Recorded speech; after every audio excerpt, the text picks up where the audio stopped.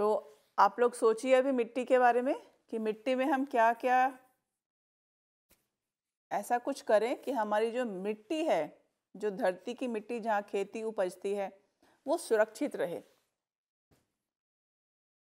आप लोग कैसे योगदान कर सकते हैं कि हमारे आसपास का जो वातावरण है वो साफ रहे, सुरक्षित रहे।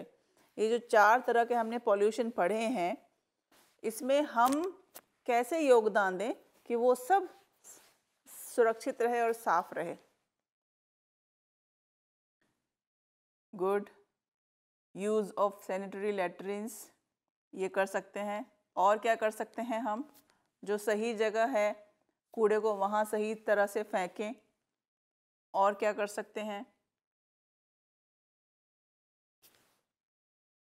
सोच करके जो भी आपके मन में आए कि पॉल्यूशन से हम अपना इंडिविजुअल के तौर पे क्या योगदान कर सकते हैं, वो आप यहाँ पे टाइप कर सकते हैं। हम आगे भी बढ़ते हैं क्योंकि ये लास्ट हमारा पार्ट रह गया है। हमने सबसे पहले एयर पोल्यूशन किया, उसके बाद हमने किया वाटर पोल्यूशन, उसके बाद हमने क्या किया, सॉइल पोल्यूशन। अब ये 4th है और लास्ट है noise pollution.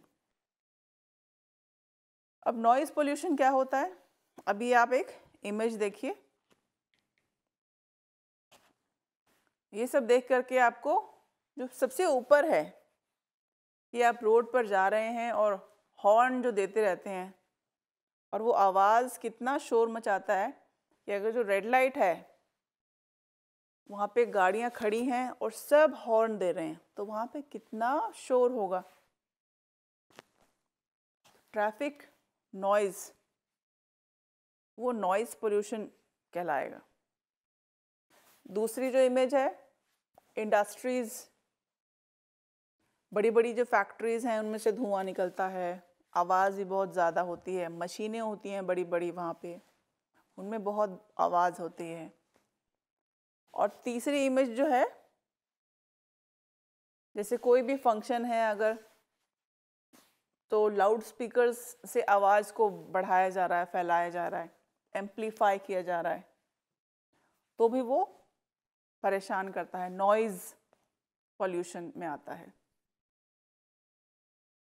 The garbage from garden is put into the pit, composting, use of environment friendly products and control soil pollution. Good.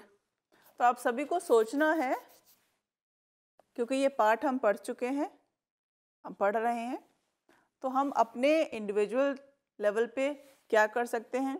और अगर हम इंडिविजुअल ना सोचें, एक टीम में सोचें, परिवार में हम क्या कर सकते हैं, फिर उससे ज़्यादा हमारे एरिया के लोग पूरे सब मिल करके क्या कर सकते हैं, इस एनवायरनमेंट में पॉल्यूशन ना हो। कोई भी योगदान, चाहे हम पौधे ज़्यादा लगाएं या हम जो गार्बेज है उसको बांट के, जो गीला कूड़ा, सूखा कूड़ा, तरह तरह की चीज़ें जो हमें समझाई भी जाती हैं उसके बारे में हम समझा सकते हैं। मतलब हम खुद क्या कर सकते हैं कि हम अपने समाज में एक योगदान दे सकें, ये आपको सोचना है। और आपके मन में कोई विचार हो, कोई नया सजेशन हो योगदान के लिए, तो आप हमें ईमेल पे उसको बता भी सकते हैं कि आपने ये किया। अंत में मैं आपको ईमेल एड्रेस दे दूंगी, वहाँ पे आप शेयर कर सकते हैं। तो ये अभी तक हम 3 नॉइज़ पोल्यूशन को इमेज के द्वारा समझ चुके हैं।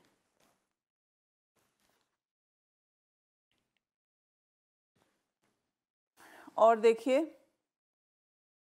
एयरक्राफ्ट जो ऊपर जो एयरक्राफ्ट जो भी उड़ते हैं उनमें भी बहुत नॉइज़ होती है, तो वो भी एक सोर्स है नॉइज़ का। उसके बाद लाउड म्यूज़िक, जैसे किसी किसी को आदत होती है ज़्यादा ऊंचा सुनने की या बोलने की या म्यूज़िक चलाने की, तो वो भी उनके लिए तो ठीक रहेगा, पर बाकी लोग जो हैं वो परेशान हो जाएंगे, तो उनके लिए वो नॉइज़ पोल्यूशन होगा।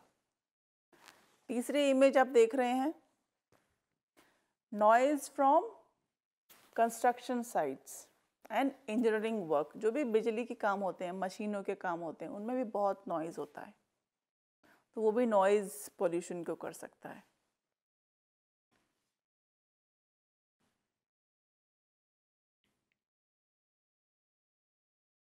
अर्चना, लाउड वॉइस लिखा है आपने, वेरी गुड। तो मतलब नॉइज़ पोल्यूशन के बहुत सारे रीजंस हो सकते हैं। अब देखिए इम्पैक्ट ऑफ नॉइज़ पोल्यूशन, कि अगर नॉइज़ पोल्यूशन हो रहा है तो हम पर क्या असर पड़ेगा, कैसे असर पड़ेगा। देखिए पहला तो जो है, कान की तस्वीर बनी है, तो अगर आप रोज़ आप बहुत ज़्यादा शोर सुन रहे हैं तो हो सकता है कि कान की आपकी सुनने की क्षमता है वो ख़त्म हो जाए। ये पहला है, हियरिंग ख़त्म हो जाए, आपकी हियरिंग लॉस हो जाए। दूसरा इमेज है कि स्ट्रेस हो सकता है। एक आप शांत वातावरण में रहें और एक जगह शोर के वातावरण में रहें तो आप परेशान रहेंगे, हमेशा तनाव में रहेंगे, तो ये एक इम्पैक्ट है। तीसरा देखिए इमेज, एनॉयंस। आप चिड़चिड़े हो सकते हैं, हर बात में ठीक से जवाब ना देना, गुस्से से जवाब देना। और फिर फोर्थ, आपके स्लीप डिस्टर्बेंसेस या इरिटेशन टू द सिक, मतलब इतना आप नींद नहीं ले पा रहे हैं, क्योंकि शांति में जो नींद होती है और शोर में जो नींद होती है वो दोनों अंतर होता है उनमें, तो उसकी वजह से आप हो सकता है बीमार हो जाएं, कि अगर आपकी नींद पूरी नहीं है तो उससे बीमारी आ सकती है।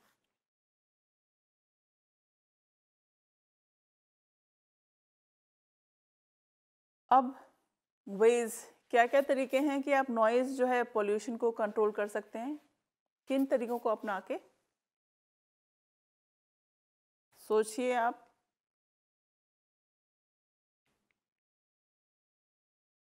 अब लास्ट के जो हैं 10 मिनट बचे हैं, आप स्क्रीन पर ईमेल भी देख रहे हैं, ये ईमेल आप नोट कर सकते हैं, और कोई भी आपके मन में डाउट हो तो आप पूछ सकते हैं, आपकी ऑडियो वीडियो खोल दी गई है, आप प्रश्न पूछिए। अगर आप लिख करके भेजना चाहते हैं तो लिख करके भी भेज सकते हैं। आपकी ऑडियो खुल गई है, आपकी वीडियो भी खुल गई है। 1 मिनट, शायद इसमें माइक पे जो क्रॉस का निशान आ रहा है, आप लोग अपने आप से उसको खोलिए और जो भी क्वेश्चन पूछना चाह रहे हैं आप पूछिए। इस लेसन से संबंधित कोई भी आपके मन में प्रश्न हो, आप अपना क्वेश्चन, आपका जो माइक है आप उसको खोल करके पूछ सकते हैं। आप जो भी बोलेंगे यहाँ पे उसकी आवाज़ आ जाएगी।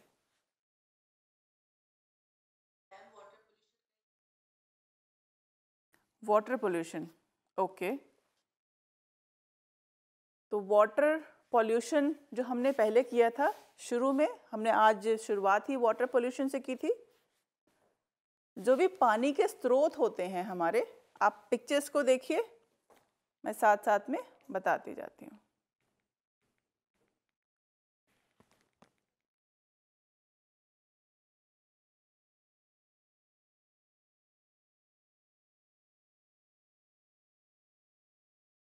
देखिए वाटर पोल्यूशन में ये था, सबसे पहले हमने किया था कि दो जो जरिए हैं जहाँ से पानी मिलता है, पहला है नेचुरल, दूसरा है मैन मेड। तो जो जरिए में जो नेचुरल प्राकृतिक जरिया है, स्रोत है, वो क्या है, तालाब, झरने, जो आपको पिक्चर्स में दिख रहे हैं। और मानव निर्मित जो जरिया है उसमें है नलका, हैंडपंप, और पानी जो हमारा पोल्यूटेड होता है उसमें 4 मुख्य कारण होते हैं, 4 कैटेगरीज में उनको हमने बांटा था। पहला है डोमेस्टिक वेस्ट, जो घरेलू, जो घर के कामों में जो वेस्ट निकलता है या वेस्ट प्राप्त होता है घर के काम करके। दूसरा है इंडस्ट्रीज जो भी होती हैं हमारे एरिया में या हमारे घर के आसपास, वहाँ से जो वेस्ट निकलता है वो पानी को दूषित करता है। तीसरा है जो एग्रीकल्चर से जो वेस्ट निकलता है वो पानी को दूषित करता है। चौथा है जो ऑयल स्पिल्स। चौथा जो ऑयल स्पिल्स है, अगर हम इसको इस तरह से समझें कि ऑयल कहाँ पे है। एक ऑयल तो होता है जो हम खाते हैं, जो वेजिटेबल्स, जो सरसों और मूंगफली या ये जो खाने की चीज़ें हैं वहाँ से निकलता है। पर ये जो वेस्ट है ऑयल स्पिल्स, इसमें हम उन ऑयल की बात कर रहे हैं जो ज़मीन के नीचे जो ईंधन निकलता है। और हम जानते हैं, पहले आपने पढ़ा होगा पाठों में, कि फ्यूल जो ईंधन है जो हमारी धरती में बहुत नीचे गहराई में नीचे वहाँ पे तेल के बड़े बड़े भंडार हैं। सऊदी अरेबिया में जो है वहाँ पे ज़्यादा उसके जो देश है उसमें जो नीचे का एरिया है, जैसे हमारे भारत में भी है कई जगह पे, पर वो ज़्यादा प्रसिद्ध है कि वहाँ पे तेल के भंडार उस एरिया के नीचे बहुत ज़्यादा हैं। और समुद्र का भी एरिया आता है, समुद्र के भी नीचे अगर हम गहराई में देखें तो वहाँ से भी ऑयल की बहुत से भंडार पाए जाते हैं। पर यदि किसी कारणवश, क्योंकि हम पानी के प्रदूषण की बात कर रहे हैं, तो अगर उस जो सोर्स ऑफ ईंधन है, जो ईंधन जो फ्यूल जो हमें ज़मीन के अंदर से मिलता है, वो हम बड़ी बड़ी मशीनों से उसको बाहर निकालते हैं। पर ऐसा कुछ होता है कि वो जो निकालने की मशीनें हैं उनमें कुछ स्पिल्स हो जाए, ऐसा छितराव हो जाए, मशीन ख़राब हो जाए या कुछ लीकेज हो जाए, तो वो जब लीकेज निकलती है तो वो सारा पानी स्पॉइल हो जाता है, ख़राब हो जाता है।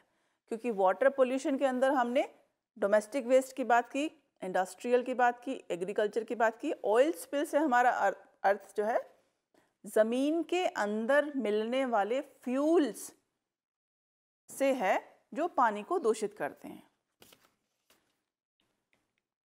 फिर हमने डोमेस्टिक वेस्ट के कॉजेज़ जो अभी हमने डिस्कस किए, इस कॉजेज़ में ये घरेलू के अंदर आ गए, जो 4 अभी हमने कारण देखे थे।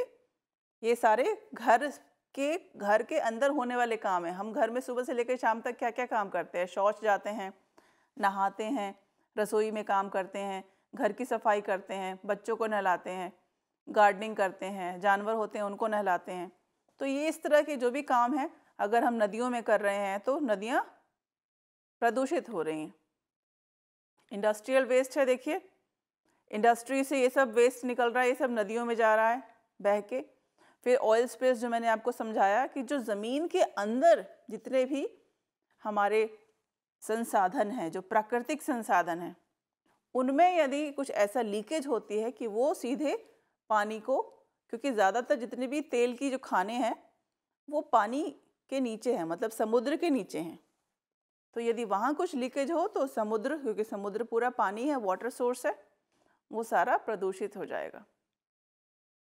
ये इफेक्ट्स ऑफ वाटर पोल्यूशन आ गया। तो आई थिंक वाटर पोल्यूशन में और कोई क्वेश्चन? अर्चना, एयर पोल्यूशन। ओके, आप एयर पोल्यूशन के बारे में पूछ रहे हैं। एयर पोल्यूशन तो सबसे पहले हमने किया था अर्चना। आप अगर पहली क्लास, हमारा जो फर्स्ट सेशन है वो आप देखेंगी तो आपको समझ में आ जाएगा, पर हम संक्षेप में एक बार कर लेते हैं एयर पोल्यूशन के बारे में। जब हमारे चारों ओर की जो हवा है वो ख़राब होती है तो उसको एयर पोल्यूशन कहा जाता है, क्योंकि हम जो चीज़ सांस ले रहे हैं अगर वो हवा ही साफ़ ना हो तो उसको हम कहेंगे कि वो हमारे अंदर परेशानी कर सकती है।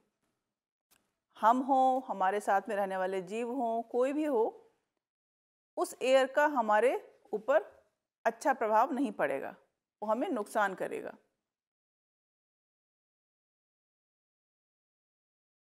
तो अब क्योंकि आपका समय भी ख़त्म हो गया है, और कोई प्रश्न मुझे अगर आपको हो तो जल्दी से पूछ लीजिए, उसके बाद हम अनम्यूट करने के लिए आपको कहेंगे।